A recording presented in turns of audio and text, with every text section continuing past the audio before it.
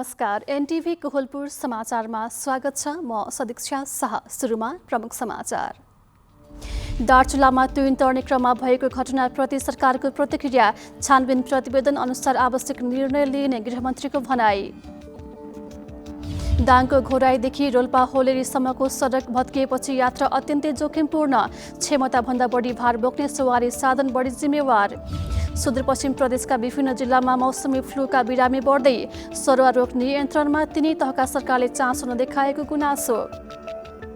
जापानका अरू 4 क्षेत्रमा पनि सङ्कटकाल घोषणा, प्रतिबन्ध कार्यान्वयनको अनुगमन गर्न सरकारी अधिकारीहरू पनि परिचालन। र राष्ट्रिय फुटबल टिमका मुख्य प्रशिक्षक अल्मुताइरीले माफी मागे, आफ्नो भनाइको गलत अर्थ लागेको भन्दै आत्मालोचना।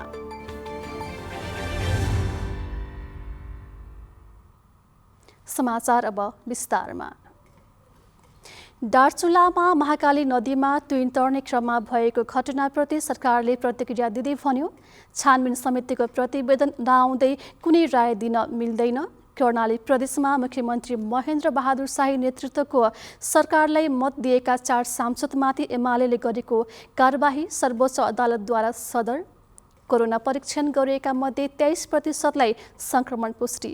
सरुवा रोग नियन्त्रणमा सुदूरपश्चिम प्रदेश सरकारले गरेको कामबारे जनता के भन्छन्, यी लगायतका समाचार आज हामीसँग रहेका छन्। तर समाचार सुरु गरौँ दार्चुलामा भएको घटनामा सरकारको प्रतिक्रिया सम्बन्धी प्रसङ्गबाट।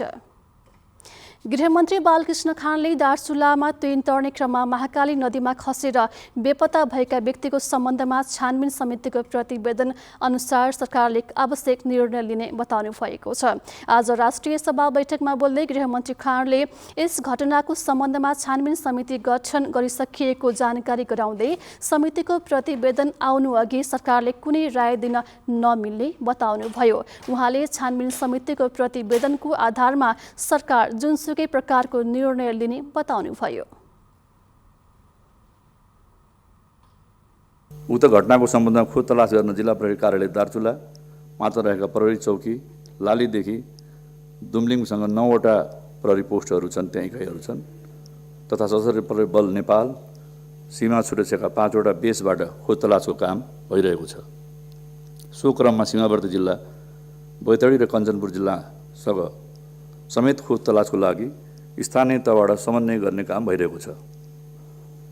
र महाकाली नदीको पश्चिम किनारामा नेपाली सुरक्षाकर्मीले खोज्न असहज भएको कारणले, नसक्ने भएको कारणले भारतलाई पनि हामीले त्यहाँ आग्रह गरेका छौँ। भारततर्फका नेसनल डिजास्टर रिस्पोन्स फोर्स र एसएसबीका सुरक्षाकर्मीबाट खोजी कार्य भइरहेको छ। गत साउन 15 गते दार्चुलाको ब्यास गाउँपालिका वडा नम्बर 2 बस्ने जयसिंह धामीको तुइन तर्ने क्रममा महाकाली नदीमा बेपत्ता हुनुभएको थियो। तुइन तर्ने क्रममा भारतीय सीमा सुरक्षा बलले तुइन काटिदिएपछि जयसिंह धामी नदीमा खसेर बेपत्ता भएको स्थानीयले बताएका छन्। सर्वोच्च अदालतले कर्णाली प्रदेशमा फ्लोर क्रस गरेर माओवादी नेतृत्वको सरकारलाई मत दिएका आफ्ना 4 सांसदमाथि एमाले गरेको कारबाही सदर गरेको छ। सर्वोच्चको आदेशसँगै कर्णालीमा एमालेका प्रदेश सांसदहरू प्रकाश ज्वाला, अमर बहादुर थापा, कुर्मराज शाही र नन्दसिंह बुढाको पद गएको छ। एमाले कारबाहीपछि पद गुमाएका 4 जनालाई सर्वोच्चले अन्तरिम आदेशबाट पुनर्बहाली गरिदिएको थियो।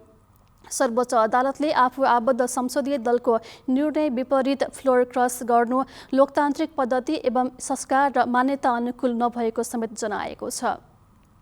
यसैबीच सर्वोच्च अदालतले नेकपा माओवादी केन्द्र छाडेर एमाले प्रवेश गरेका 4 नेताले आफ्नो सांसद पद जोगाइ पाऊँ भनी दिएको रिटमा कारण देखाउ आदेश जारी गरेन। न्यायाधीश ईश्वर प्रसाद खतिवडाको एकल इजलासले प्रभु शाह, टोपबहादुर रायमाझी, गौरी शङ्कर चौधरी र लेखराज भट्टको पक्षमा अन्तरिम आदेश दिएन। यस वर्षको मनसुन जन्य विपदका कारण हालसम्म 67 जनाको मृत्यु भएको छ, 40 जना बेपत्ता भएका छन्। सोमबार राष्ट्रिय सभा बैठकमा बोल्दै गृहमन्त्री बालकृष्ण खाँडले मनसुन जन्य विपदबाट यो वर्ष 81 जना घाइते भएको जानकारी दिनुभएको छ। विपदबाट सिन्धुपाल्चोक, मनाङ, गोर्खा, लमजुङ, कास्की लगायत 55 जिल्ला प्रभावित भएका छन्। विभिन्न 40 जिल्लामा 619 निजी घर पूर्ण क्षति, 162 वटा घरमा आंशिक क्षति भएको उहाँको भनाइरहेको छ। उहाँले असार 1 गते मेलम्ची, इन्द्रावती, याङ्ग्री र लार्केमा आएको बाढीमा परि 5 जनाको मृत्यु, 20 बेपत्ता र 6 जना घाइते भएको बताउनु भएको छ। 338 घर पूर्ण रूपमा क्षति भएको, 7 वटा पुल, 14 वटा झुलुङ्गे पुल, एउटा माछा फार्म र 32 वटा सरकारी भवन र मेलम्ची खानेपानी आयोजनाको समेत क्षति भएको छ। उक्त क्षेत्रमा पुनर्निर्माणका विभिन्न कामहरू सुरु हुन लागेको पनि मन्त्री खानले बताउनुभयो। प्राकृतिक विपत्तिबाट केही असहजता देखिएको भन्दै ती चुनौती सामना गर्नका लागि सरकार प्रतिबद्ध रहेको गृहमन्त्री खाँडको भनाइरहेको छ। कालोपत्रे भएको 3 वर्ष नपुग्दै शहीद मार्ग अन्तर्गत दाङ घोराईदेखि रोल्पाको होलेरीसम्मको सडक हिलाम्य भएको छ। कालोपत्रे गरिएको सडकमै ठूला ठूला खाडल बनेका छन् भने अधिकांश स्थानमा कालोपत्रे नै देखिँदैन। क्षमताभन्दा बढी भार बोकेका टिप्परका कारण सडक यात्रा जोखिमपूर्ण बनेको स्थानीयहरूको गुनासो छ। यो सडक कुनै विकट ग्रामीण क्षेत्रमा पुग्ने सडक होइन। कालोपत्रे भएको 3 वर्ष नपुग्दै यो अवस्थामा पुगेको सडक हो दाङबाट रोल्पा महत हुँदै कर्णाली प्रदेशको डोल्पा पुग्ने शहीद मार्ग। जनयुद्धको समयमा माओवादीले श्रम शिविर मार्फत निर्माण सुरु गरेको यो सडक माओवादी सरकारमा गएसँगै सडक विस्तार र कालोपत्रेको योजना अगाडि बढेको थियो। 2075 सालमा कालोपत्रे सकिएको 1 वर्ष नपुग्दै यो सडकको घोराई होलेरी खण्डमा कालोपत्रे उप्किएर खाडल बन्न थालेको हो, जसको मारमा घोराई उपमहानगरपालिकाको बगालेदेखि रोल्पाको होलेरीसम्मका स्थानीय र यस सडकमा यात्रा गर्नेहरू परेका छन्। सर सानो छन् गाडी होइन, होचो गाडी, अब आफ्नो छुने धेरै डर हुन्छ, धेरै मुस्किलले चलाइरहेको मैलेसम्म। समस्या सर अब हप्तामा अब एकचोटि कहिले 2-3 दिनमा इन्जिन खोलिराख्नुपर्छ। समस्या त भइरहेछ, खटाखुटी छ धेरै समस्या, गाडीको तुटफुट आइरहेछ होइन, त्यो बाटो बिग्रेर। कमसेकम 2 जोर कपडा लिएर हिँड्नुपर्ने अवस्था छ कि 1 जोर कपडा हामी झोलामै राखेका छौँ, किनभने हामी बाटोमा धेरै लाएर जाँदा हामीलाई स्कुल जान देशमा बिग्रिहाल्छ, धुलो अथवा हिलो लागिहाल्छ। त्यही कारण 1 जोर कपडा झोलामा 1 जोर कपडा लाएर हिँड्नुपर्ने अवस्था छ। एक्जिम बैंक अफ इन्डियाको सहयोगमा 40 करोड रुपियाँको लागतमा 31 किलोमिटर सडक कालोपत्रे गरिएको हो। सडकको भारवहन क्षमताभन्दा धेरै क्षमताका सवारी साधन चल्नु र निर्माण व्यवसायले कमसल खालको निर्माण सामग्री प्रयोग गर्दा कालोपत्रे 1 वर्ष नपुग्दै उप्किएको स्थानीयहरूको गुनासो छ। पिचको गुणस्तरमा पनि यहाँ थुप्रै कुराहरू उठेको छ होइन, अनि यहाँ चाहिँ भारवजन क्षमताभन्दा बढीको चाहिँ गाडीहरू कुदेको कारणले गर्दा पिच ओझेको यो कुरा पनि सत्य हो र यो पिच रोड पनि गुणस्तरहीन भएको कुरा यो पनि सत्य हो। यो सडकमा दाङमा रहेका 2वटा सिमेन्ट उद्योगका लागि चुनढुङ्गा बोक्ने 200 भन्दा बढी टिप्परहरू दैनिक रूपमा गुड्ने गरेका छन्। सन्तोष सुवेदी, नेपाल टेलिभिजन, लुम्बिनी प्रदेश, दाङ। नेपालमा आज थप 3125 जनामा कोरोना संक्रमण पुष्टि भएको छ। देशभरका प्रयोगशालामा 13811 जनामा गरिएको पीसीआर र एन्टिजेन परीक्षणमा 3125 जनामा कोरोना संक्रमण पुष्टि भएको स्वास्थ्य तथा जनसङ्ख्या मन्त्रालयले जनाएको छ। यो कुल परीक्षणको झन्डै 23% रहेको छ। मन्त्रालयका अनुसार आज थप 1925 जना संक्रमण मुक्त भएका छन्। संक्रमणका कारण 23 जनाको मृत्यु भएको छ। नेपालमा सक्रिय संक्रमितको संख्या 31629 जना रहेको छ। सक्रिय संक्रमित मध्ये 28405 जना होम आइसोलेसनमा, यस्तै 3224 जना संस्थागत आइसोलेसनमा रहेका छन्। स्वास्थ्य तथा जनसङ्ख्या मन्त्रालयले कोरोना भाइरसको अर्को लहर आउन सक्ने आंकलन गर्दै तयारी अवस्थामा रहन अस्पतालहरूलाई निर्देशन दिएको छ।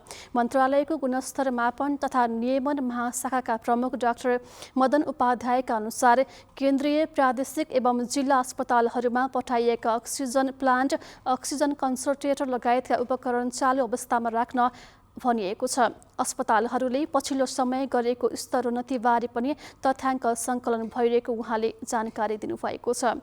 अहिले लुम्बिनी प्रादेशिक अस्पतालमा 2वटा अक्सिजन प्लान्ट रहेका छन् भने बाँकेको भेरी अस्पतालमा लिक्विड प्लान्ट जडान गरिएको छ। राप्ती प्रादेशिक अस्पतालमा दोस्रो लहरका क्रममा एउटा पिएससी अक्सिजन जडान गरिएको हो।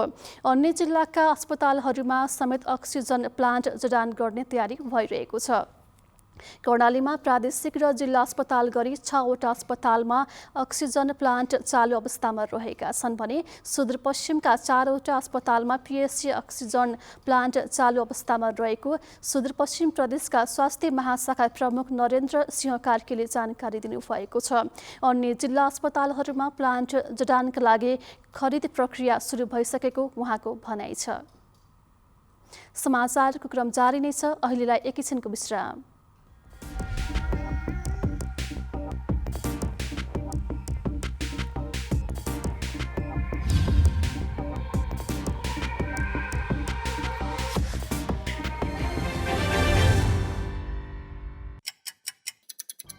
हर घड़ी हर प्रहर, प्रत्येक गाउँ प्रत्येक शहर, के निकट के विकट, हरेक स्थितिमा हरेक परिस्थितिमा नीति विधि र प्रतिनिधिका कुरा, प्रकृति संस्कृति र प्रविधिका कुरा, हाम्रो समाचार, तथ्य, सूचना, निष्पक्ष विचार, हाम्रो अभिभारा, तपाईको सूचनाको अधिकार।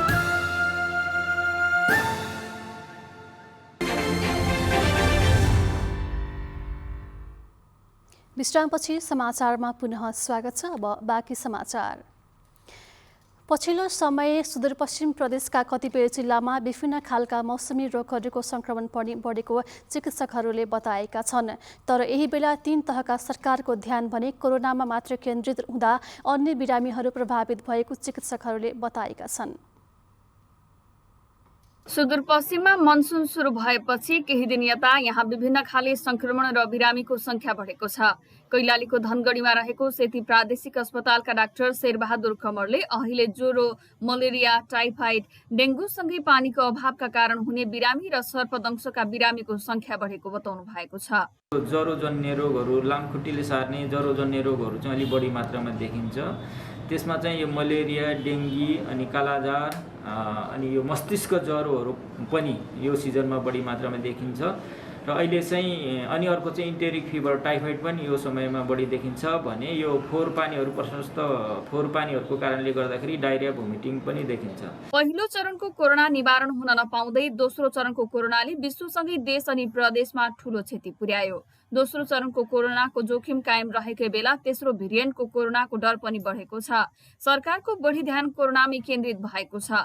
यो बेला अन्य रोगबारे जनचेतनाका कार्यक्रम, औषधिको आपूर्ति लगायतमा पनि 3 तहका सरकारले ध्यान दिन आवश्यक रहेको डाक्टर कमरले बताउनु भएको छ। अन्य रोगहरूले समयमा उपचार नपाएर जटिलता बढेर त्यसले गर्दा नि मोर्टालिटी बढेको हुनाले हामीले कोभिड-19 लगायत अरू रोगहरूलाई नि उत्तिकै ध्यान दिनुपर्ने हुन्छ।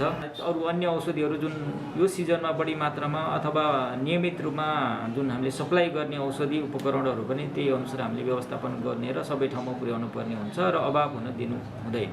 सुदूरपश्चिम प्रदेश सामाजिक विकास मन्त्रालयका स्वास्थ्य महाशाखा प्रमुख डाक्टर जगदीश जोशीले प्रदेश सरकारले मुख्य प्राथमिकतामा कोरोना जोखिम न्यूनीकरणलाई राखेर काम गरिरहेकोले अन्य रोगको बारेमा खासै काम हुन नसकिरहेको स्वीकार गर्नु भएको छ। कोरोना एउटा रोग भयो, सरुवा रोग भएकोले र एकैपटक धेरैमा सर्ने सम्भावना भएकोले सरकारले यस रोगको नियन्त्रणमा ध्यान दिनु स्वाभाविक हो। तर कोरोनाकै कारण अन्य बिरामी भने प्रभावित नहुन् भन्ने कुरामा पनि 3 तहको सरकार सजग हुन आवश्यक रहेको चिकित्सकले बताएका छन्। निर्मला खण्डायत, नेपाल टेलिभिजन, सुदूरपश्चिम प्रदेश, कैलाली।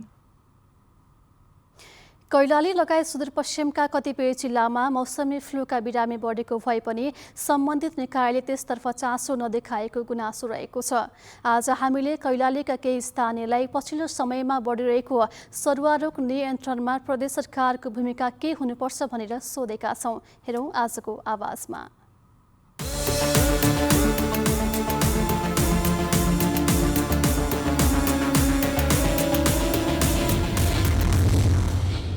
नेपाल सरकार जतिले पनि कोरोनामै मात्रै ध्यान छन्, अरू रोगहरूमा ध्यानै छैन। त्यसैलाई मध्यनजर गरेर अहिले चलिरहेको मौसम परिवर्तन अनुसार भाइरल ज्वरोहरू पनि आइरहेको छ, जस्तै रुगाखोकी, टाउको दुख्ने मौसम चेन्जले गर्दा। अनि त्यहाँमाथि हस्पिटल त जाने बाटै छैन, सिधै भन्छन् कि कोरोना पोजिटिभ नै कोरोना चेक गराएर मात्रै आऊ। त्योभन्दा पनि अब मेडिकलमा पनि लाइन लाग्नुपर्ने, टाढै बस्नुपर्ने त्यो समस्या आइरहेको छ। औषधि त हामी लिन पनि पाउँदैनौँ सबभन्दा यस्तो नभएर अब अरू रोगहरूमा पनि ध्यान दिनुपर्ने जस्तै रुगाखोकी, ज्वरो अनि दम रोगीहरू, अरू बिरामीहरू पनि धेरै छन्, तिनीहरूलाई पनि औषधिहरू पनि हुनु पर्यो सबै ठाउँमा। मेरो ध्यानमा त सरकारको जति क्षमता किन छैन, छ नि। सरकार त घर घरमा गएर जनतालाई सुविधा दिनुपर्ने, कसको के छ उसलाई जाँचफाँच गरेर सुई दिनुपर्ने, दिनु पर्यो त औषधि। त्यही अरू बिरामी मर्नु हुँदैन। अहिले सरकारले चाहिने यो विशेष फोकस चाहिने कोरोनाको बिमारीलाई मात्रै फोकस गरिरहेछ, अरू बिमारीको अवस्था एकदमै कम भइरहेछ। त्यही हुनाले अचेल त मौसम परिवर्तन भइरहेछ, रुगाखोकी पनि भइरहेछ, उतातिर पनि ध्यान दिनु। पहाडी जिल्लामा त झन् एकदमै कम औषधि, सिटामोल पनि नपाइने अवस्था प्रचारमा आउँछ। सरकारले उतातिर पनि ध्यान दिनु पर्यो। औषधि साधारणतया औषधि पनि अभाव सुनिन्छ हो, त्यसको एकदम गरिदिनु पर्यो, व्यवस्था गरिदिनु। अरू रोगका बिरामीहरू चाहिँ कोरोनाले गर्दा धेरै प्रभावित भएको देखिन्छ, जस्तै लङ टर्म बिरामीहरू हुन्छन्, क्यान्सर रोगीहरू, दमका रोगीहरू। किन चाहिँ अहिले चाहिँ हस्पिटलहरूमा पनि सरकारी हस्पिटलहरूमा चाहिँ कोरोनालाई चाहिँ फोकस गरेर अरू बिरामीलाई चाहिँ खासै ध्यान दिएको देखिन्न। कोरोनालाई सँगसँगै अरू बिरामीहरूको लागि पनि औषधि उपचारको चाहिँ व्यवस्था गर्नुपर्छ। अहिले हाम्रो चाहिँ सरकारले विश्वभर फैलिएको कोरोनाको बारेमा मात्रै हेरिरहेको जस्तो लागिरहेको छ। तर यो कोरोनाको साथसाथमा हाम्रो गइरहेको अरू विभिन्न किसिमका रोगहरू, जस्तै झाडा पखाला भयो, बच्चाहरूको मालन्युट्रिसन भयो, अरू डेङ्गु मलेरिया भयो, जस्तो कि हाम्रो यो अहिले बाढी पानी परिरहेको बेला जो एकदम मात्रामा फैलिरहन्छ, फोहोरका कारण फैलिरहन्छ, त्यसमा पनि ध्यान दिएर विभिन्न ठाउँमा हेरेर यसको नगरपालिकामा होस् या वडामा होस् विभिन्न क्याम्पेनहरू लगाएर यसको औषधि भयो, यसका बारेमा जनचेतना लगाएर विभिन्न कामहरू गरेर अगाडि बढाई सबै रोगहरूलाई समस्त रूपमा अगाडि बढाएर एकीकृत भएर अगाडि बढाई यसको जनचेतना फैलाई हाल निकायमा कुरा गरेर अगाडि बढाई समाधान गर्नुपर्ने अपेक्षा राख्दछु।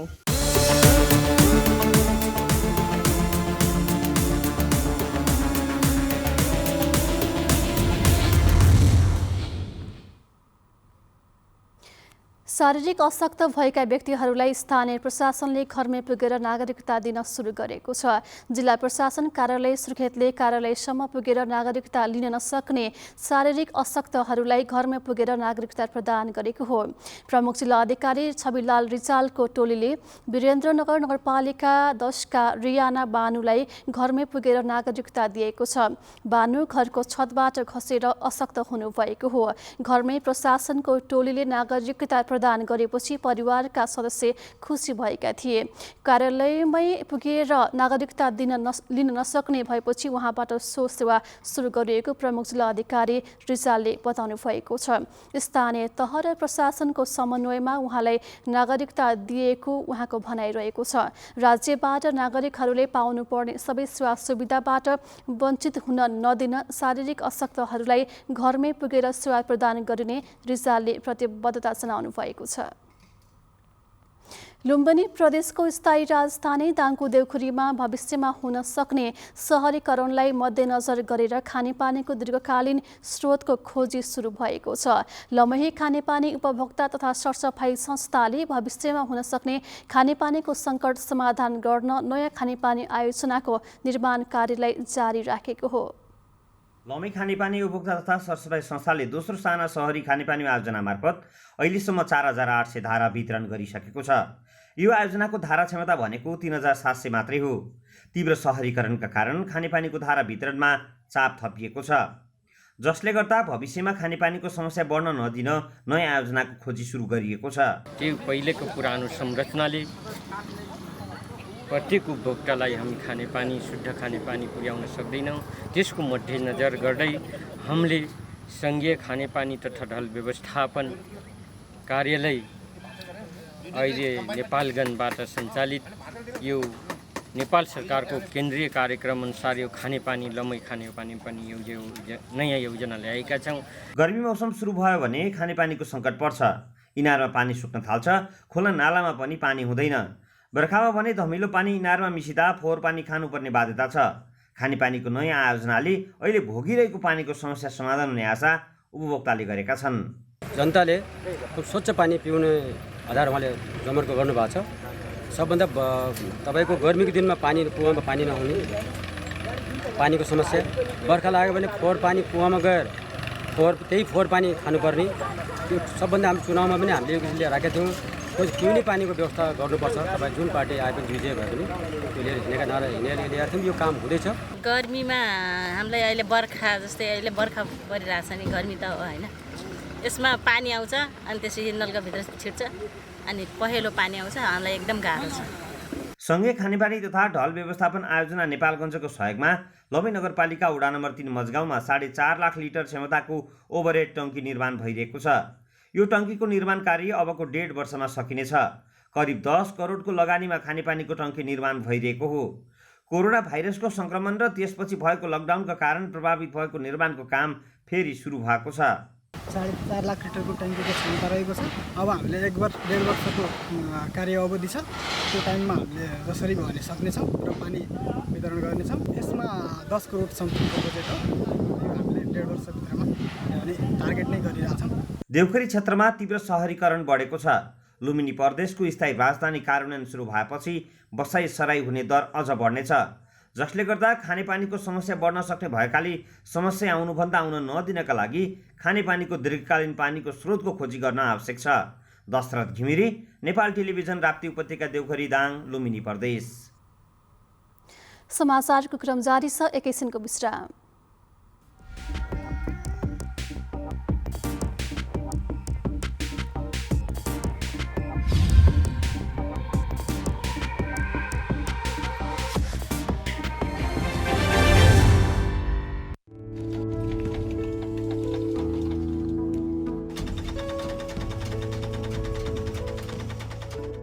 नमस्कार, म फुलङ्गी चिडिमार अति सीमान्तकृत समुदाय सहकर्मी समाजको रेल परियोजना मार्फत समूहमा सङ्गठित भएर स्थानीय सरकारसँग अधिकारको निमित्त आवाज उठाउँदा जीविकोपार्जनका लागि आवास, खाद्यान्न, मल, बिउ, सिँचाइ तथा प्राविधिक सहयोग पाइने रहेछ।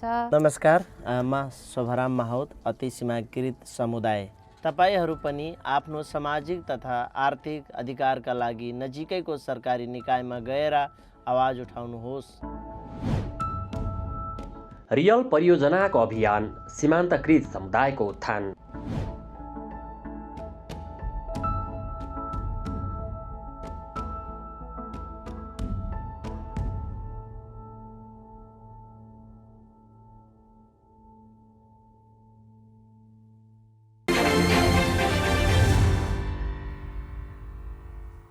तपाईँ एनटिभी कोहलपुर हेर्दै हुनुहुन्छ। अब बाँकी समाचार। यातायात व्यवस्था विभागले यही महिनाको अन्तिम हप्तादेखि सवारी चालक अनुमति पत्र लाइसेन्सको ट्रायल खुलाउने तयारी गरेको छ। विद्यालय, विश्वविद्यालय लगायतको परीक्षा सुरु भएपछि विभागले पनि ट्रायल खुलाउने तयारी गरेको हो। विभागका महानिर्देशक नमराज घिमिरेले यसबारे छलफल भइरहेको र छिटै निर्णय हुने जानकारी दिनुभएको छ। गएको वर्ष लकडाउनपछि सरकारले अनलाइन प्रणालीमा आवेदन खुलाएको थियो। अनलाइन प्रणाली मार्फत ट्रायल परीक्षाका लागि आवेदन दिनेहरू पालकुरी रहँदा कोरोनाको संक्रमण बढेपछि फेरि ट्रायल परीक्षा बन्द गरिएको थियो। विभागले अहिले अनलाइन आवेदन पनि बन्द गरेको छ। ट्रायल परीक्षाको टुङ्गो लागेपछि फेरि अनलाइन आवेदन खुलाउने तयारी गरिएको विभागले जनाएको छ। ट्रायल परीक्षा खुलेपछि नयाँ व्यवस्था लागू गर्ने विभागले जनाएको छ। जुम्ला सदरमुकाम खलङ्गा बजारमा राष्ट्रिय प्रसारण लाइन जोडिएको छ। नेपाल विद्युत प्राधिकरण वितरण केन्द्र जुम्लाका प्रमुख गौरव पाण्डेका अनुसार जिल्लामा 11 केबीको राष्ट्रिय प्रसारण लाइनमा जोडिएको हो। प्राधिकरणले कालीकोटबाट अहिले तत्कालका लागि 11 केबी लाइन जुम्ला जोडिएको प्रमुख पाण्डेले बताउनु भएको छ। सांसद गजेन्द्र बहादुर महतले लामो सङ्घर्षपछि जुम्लामा प्रसारण लाइन जोडिएकोमा खुसी व्यक्त गर्दै यसको दिगो व्यवस्थापन आवश्यक रहेको बताउनुभयो। सदरमुकाममा बत्ती बलिसकेको र चन्द्रनाथ नगरपालिका वडा नम्बर 8 र 9 मा चाँडै जोड्ने काम गरिने भएको छ। दशैंसम्म जिल्लाका 8वटै स्थानीय तहका मुख्य स्थानमा विद्युत पुर्याउने लक्ष्य लिएको प्राधिकरण वितरण केन्द्रले जनाएको छ। अब अन्तर्राष्ट्रिय समाचार।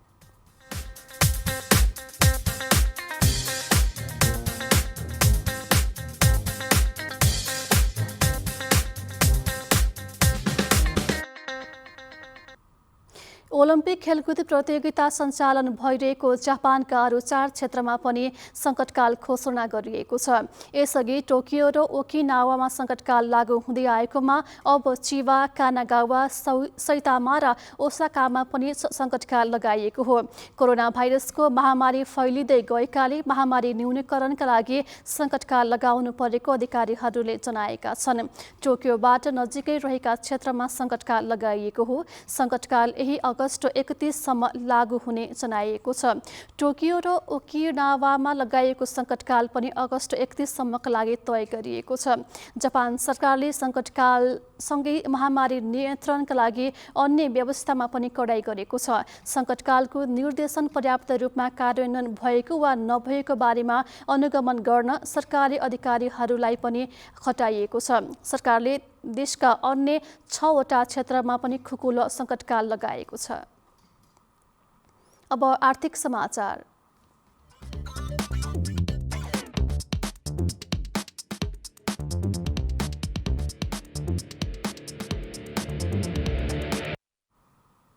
हप्ताको दोस्रो दिन आज शेयर बजार परिसूचक नेप्सी सामान्य बढेको छ। नेप्सी आज 4.06 अङ्कले बढेर 3085.07 बिन्दुमा पुगेको हो। आज ब्याङ्किङ समूहको शेयर झन्डै 2 अङ्कले, फाइनान्सको 9 अङ्कले, माइक्रो फाइनान्सको 124, उत्पादनको 42 र लगानी समूहको शेयर 2 अङ्कले बढेको छ। होटेल, विकास ब्याङ्क, जलविद्युत, बिमा, अन्य र म्युचुअल फन्ड समूहको शेयर घटेको छ। आज 226 कम्पनीका 2 करोड 18 लाख किता शेयर 10 अर्ब 98 करोड रुपैयाँमा कारोबार भएका छन्। सबैभन्दा धेरै अरुण काबेले जलविद्युतको 37 करोड 75 लाख र युनिभर्सल पावर कम्पनीको 35 करोड रुपैयाँ भन्दा धेरैको शेयर किनबेच भएको छ। आज सुरुमा बजार बढेर 3079 बिन्दुसम्म पुगेको थियो। बजार खुलेको केही बेरसम्म जलविद्युत समूहको शेयर बढेर हरियाली छाए पनि बन्द हुने बेलामा घटेको हो। अब खेलकुद समाचार।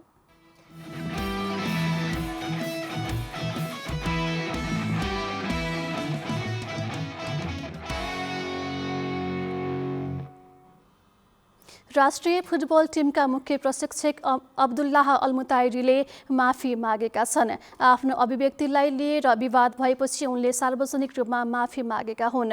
उनले नेपालमा खेलाडीसँगै खेलकुद पदाधिकारीहरूको मानसिकता पनि परिवर्तन हुनुपर्ने अभिव्यक्ति दिएपछि विवाद भएको थियो। मुख्य प्रशिक्षकले यसरी बोल्नु अनुशासन उल्लङ्घन भएको भन्दै अखिल नेपाल फुटबल सङ्घ एन्फाका वरिष्ठ उपाध्यक्ष पङ्कज विक्रम नेमुवाङ लगायतले कारबाहीको माग गरेका थिए। प्रशिक्षक अल्मुताइरीले भने आफूले पछिल्लो 3 दशकमा नेपाल र अरू एसियाली देशको फुटबल कसरी विकास भएको छ भन्ने मात्र बताउन खोजेको स्पष्टीकरण दिएका छन्। आफ्नो भनाइको गलत अर्थ लागेको महसुस भएको भन्दै अल्मुताइरीले सामाजिक सञ्जाल फेसबुक मार्फत क्षमा मागेका हुन्। आफूले कोही कसैप्रति पनि गलत नियत नराखेको र नेपाली फुटबल टिमसँग जोडिन पाएकोमा खुसी रहेको समेत मुख्य प्रशिक्षक अल्मुताइरीले बताएका छन्। अब मौसम।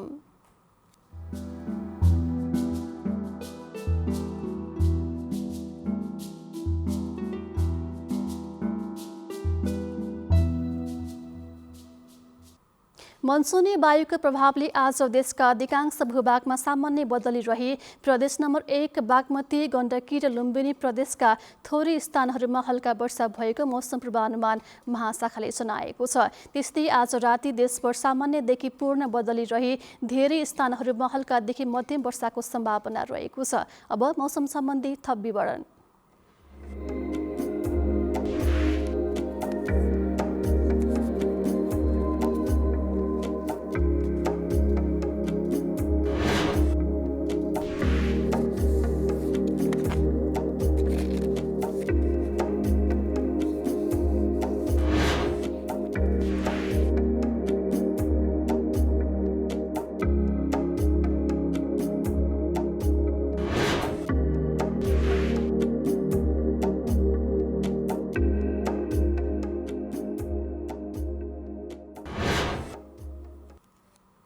समाचारको अन्त्यमा प्रमुख समाचार पुनः एकपटक। दार्चुलामा तुइन तर्ने क्रममा भएको घटनाप्रति सरकारको प्रतिक्रिया, छानबिन प्रतिवेदन अनुसार आवश्यक निर्णय लिने गृहमन्त्रीको भनाई।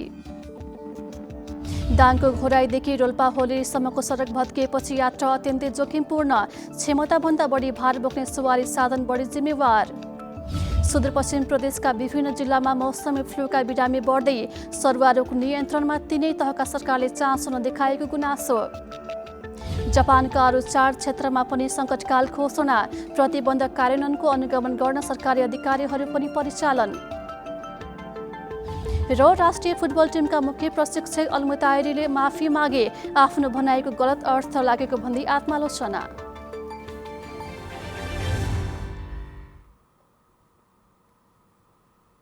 हवस् त अहिलेलाई समाचारको सिलसिला यति नै। बिदा दिनुहोस्।